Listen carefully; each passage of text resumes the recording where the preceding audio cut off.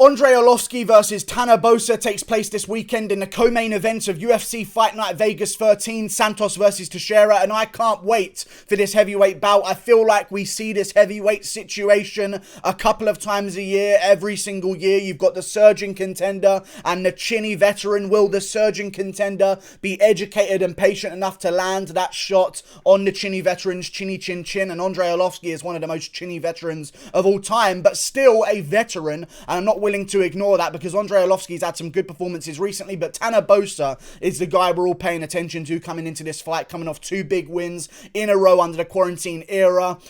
He's been turned around really quickly. He's been very active, but you can't really disagree with how impressive both of those performances are. Rafael Pessoa was a good heavyweight with a great record, and Tanner Boser just went out there, picked him apart, and destroyed him while being the smaller guy. Before that, Felipe Lins, dangerous guy from PFL. Everyone was saying he might do big things in the UFC. I believe I even picked him to beat Tanner Boser, but Tanner Boser goes out there, just dusts him up in the first round after picking him apart. I mean, it's so hard to deny Tanner Boser right now. He's looked really good, and I also like about Tanner Boser, he's not your traditional heavyweight streaking contender.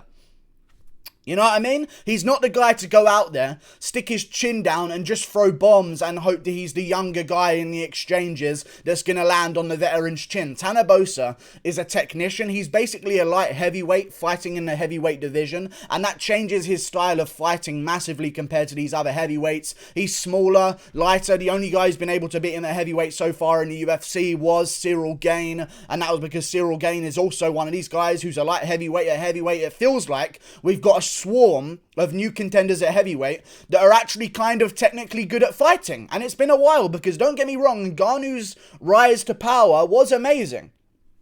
It really was. But it was just winging big, massive shots out of nowhere. But Tanner Boser sets stuff up with leg kicks, moves around, tests you out, throws a couple feints, see what you're going to throw back, and he lands something over the top. Against Rafael Pessoa, he cracked him straight on the eye in the second round with a left hook, knuckles straight into the temple, and Rafael Pessoa went down immediately afterwards. You can't take those shots off of Tanner Boser. And Tanner Boser realizes at heavyweight that he doesn't have to be the big power guy. If you're anywhere above 200 pounds, you can knock people out with one punch. In fact, if you're probably 185 pounds, or even people at 155 pounds, if you land straight on that chin, regardless of who it is, you can KO people, okay? And that's just how it works. And Tanner Boser's realized he doesn't have to sit down on all of his punches and wing massive shots and gas himself out and be the slow, ploddy heavyweight that looks to bully people. He's very good. A lot of media members are asking him to cut down to light heavyweight, which I don't agree with. I think that Tanner Boser has a great career at heavyweight ahead of him. I do believe that he will be beating Andrei Arlovski this weekend by KO in the first round. I don't see any other thing happening. Now, Andrei Arlovski could go out there and show how much of a veteran he is and sting. I mean, we haven't seen Andrei Arlovski KO in how long? Sorry, so I'm not going to bet on that. But Andrei Arlovski coming off 2 losses in a row, or not 2 losses in a row, but a big win, actually, against Felipe Lins. Very forgettable fight, but still, he outstruck Felipe Lins over 3 rounds. It was a decent performance, but you can see the difference in their performances between Boser and Arlovski. Arlovski was picking him apart, trying to stay safe. Tanner Boser went straight for him, knew he could outstrike him, and waited for him to make a mistake, and then just clipped him with a perfect couple of punch combo in a row in the heavyweight division, which was crazy, but still, Andrei Arlovski is basically coming off 10 losses every single time he steps in there, because he's lost so many times by KO in his career.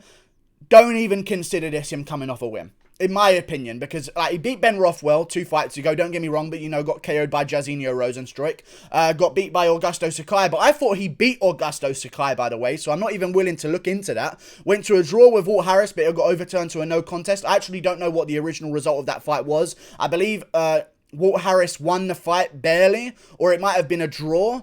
I'm not even too sure, to be honest with you, but it got overturned because Walt Harris tested positive for something. But still, Walt Harris went out there, tried to go for Andrei Arlovski, but then sort of slowed things down. It was just a snail's pace fight for the rest of it. And that's what happens if you try and go for Arlovski. He tends to survive. You saw that in the Felipe Lins one. You saw that in the Ben Rothwell one. These people that try to go after him and look for his chinny chin chin don't find that chinny chin chin. But the people that wait back and wait for Arlovski to make a mistake, will find that chinny chin chin. Sakai tried it. Rothwell tried it, Felipe Lins. Then you look at the different approaches from Jairzinho Rozenstruik.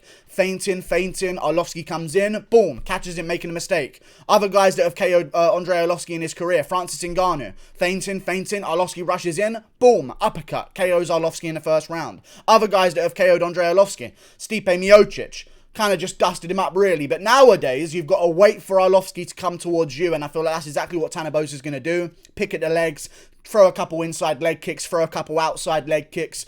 Arlovski's going to rush in looking to score some points because he will be outstruck by Tanner Boser. I mean, you're talking about a guy in Tanner Boser that went even on strikes with Cyril Gane in the first round. And I know that doesn't sound like a lot because a lot of people don't know who Cyril Gane is. And they should be smited by the heavens if they don't know who Cyril Gane is by now. But still, Cyril Gane's a dangerous striker with great footwork, and for Tanner Boser to go out there and have a close of a first round as he did is a really good sign. Now, did Tanner Boser slow down as the fight went on? Yes, but Tanner Boser recently has trimmed himself right down, much smaller guy, much better shape. It seems like he's going to be able to push a massive pace at heavyweight, and he's got a great chin as well. He's only been KO'd once in his career, at the very start of his career after his first undefeated streak. He got KO'd, and he's never been KO'd since. All of his losses have been decisions since then. Great fight IQ does Tanner Boser have. He rolls with punches well. He rarely ever gets cracked and wobbled, ever, really, with any big shots. Like, he does get teed up now and again by guys like Cyril Gane, but other than that, he's looked amazing, and he's trimmed down recently. I feel like this could be someone to watch out for in the heavyweight division, and I think he's going to get the job done against Arlovski by first round KO, the same way he finished Rafael Pessoa, but Arlovski can't take as many as Pessoa did in that first round. So Pessoa, he went out there, he pieced him apart, he threw some feints, outstruck him in the first round. Then in the second round, he really got the job done. But against Arlovski, I just don't see him taking the same punishment that, at all that these other heavyweights can in Rafael Pessoa. Andrei Arlovski's chin is there to be taken away from him, and if you run forward and try brawling with him like Ben Rothwell, he's going to be there to scrap back because he can tell the shots are coming. But if you sneak him in like Tanner Boser does with great fight IQ, you will KO him. I think Tanner Boser is a safe bet, and not just a safe bet on this card, but I think Tanner Boser by first round KO is one of the safer bets of any fight on the card, regardless of how it goes. Even just picking winners. Tanner Boser is going to win this fight in the first round by TKO. I don't know what he's going to do next because the heavyweight division right now is jam-packed with contenders. I'll just find out who those contenders are right now, but I know them, obviously, Tom Aspinall, Cyril Gane. I just want to see where this win will put Tanner Boser in those rankings of the heavyweight division, because right now they have Tanner Boser at number 26 on the rankings. Arlovski's barely outside the rankings at 20, so if Tanner Boser does win this one, I would not mind a Tanner Boser versus Marcin Tybura, a Tanner Boser versus Sergey Pavlovich, a Tanner Boser versus Tai Tuivasa. These are all good fights that can happen next in the heavyweight division. I'm looking forward to seeing what Tanner Boser can do, being a smaller guy with great footwork, and I think he's going to get the job done, boys. So put your money down, or don't, because, you know, I don't want to be liable to your shortcomings if it does not go the way that it should go, which is by Tanner Boser KO in the first round. But still, Andrei Arlovski, too many losses, too many KOs. Will the older veteran bounce back and make a one last run at the title? I just don't see it happening right now. I honestly believe, though, that Andrei Arlovski can beat a lot of guys in the heavyweight division. You know what? I think that Andrei Arlovski beat Tai Tuivasa in their fight. I think that was a very close fight, but if I had to give it to anyone, I don't mind giving that fight to Arlovski, in my opinion. It was a very close one. Could have gone either way. I understand why they gave it to Tuivasa. I could see a side for Tuivasa.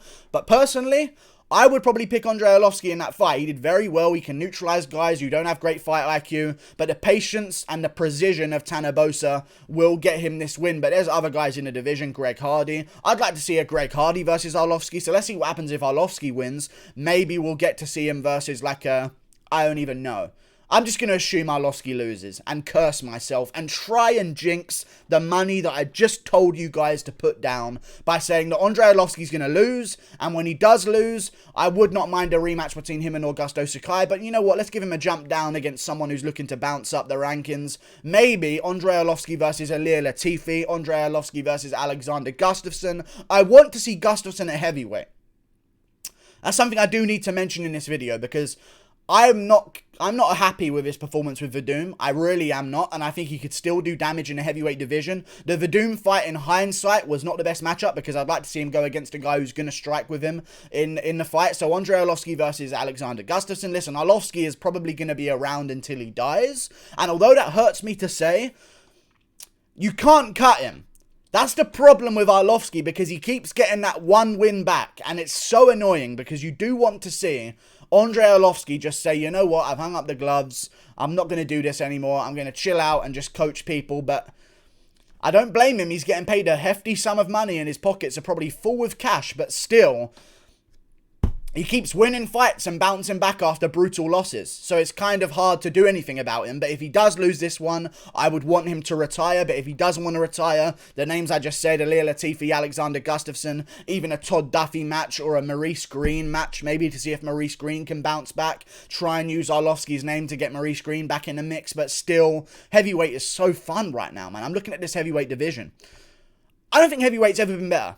Look at these names that I'm about to read out to you guys that are coming off wins right now in the heavyweight division. Justin Tafa, newcomer to the UFC, dangerous guy. You've got Carlos Felipe, newcomer to the UFC, dangerous guy, coming off a win as well, and he's fighting Justin Tafa coming up soon. Chase Sherman back in the UFC and coming off a win. Then you've got Gian Vellante, come on, reigniting some life into that. I'm joking, no one gives a fuck about Gian Vellante, but still. Marcos Rodrigo de Lima versus Alexander Romanov. Another guy, Chris Daukaus. Maybe if Arlovski loses, we can try and get Daukaus up the rankings because he deserves a big jump up as well. There are so many guys. Tom Aspinall, Tanner Boser, Juan Espino. Taito Ivasa's back in the mix now. Marcin Tybura is going on a bit of a spree. Sergey Spivak's in the mix. Sergey Pavlovich. Any other Sergeys I forgot about? No. But god damn it, heavyweight is fun. I love it, man. This division's very raunchy right now. Like and subscribe. I'm going to go with Tanner Boser, picking apart Andrei Arlovski on the feet. He's got much higher striking accuracy, much higher striking defense, much higher shots landed per minute, much better chin. He will get it done by first round TKO at the end of the first round. Goodbye. Like and subscribe. Click that button up there. And toodle pip.